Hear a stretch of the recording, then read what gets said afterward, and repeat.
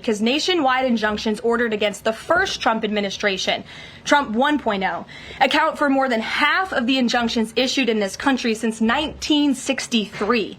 And President Trump had more injunctions in one full month of office in February than Joe Biden had in 3 years. And let me roll through some of these radical injunctions to paint the picture for the American people at home. These are not just talking points. These are real judges in the court of law who are trying to block the president's power and the policies that he was elected to enact. For example, a court ordered the Trump administration to return already deported terrorist aliens back to the United States. A court has ruled the Trump administration can't even temporarily pause our refugee programs.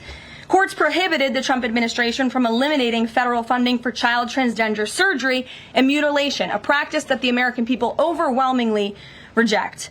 A court also held that the Trump administration could not ban people experiencing gender dysphoria or mental health issues from serving in the military. Ridiculous. Courts prohibited the removal of transgender women from women's prisons despite potential physical harm to real women in those prisons, biological women. A Northern District of California judge issued an absurd ruling that the president cannot fire people within the executive branch without Congress passing a bill, even though Congress has expressly authorized the president through the Office of Personnel Management to authorize reductions in force across agencies. A court also ordered the Trump administration to rehire thousands of already fired employees in several cases.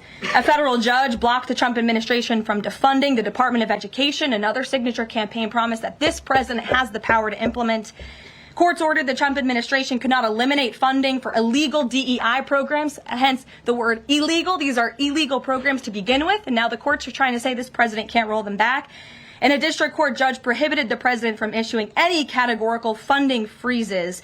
And then another court ordered on top of that the administration makes $2 billion of payments in 36 hours. These are just a few of the ridiculous orders that we have seen from lower district court judges every day, and we hope that the Supreme Court will weigh in and rein them in.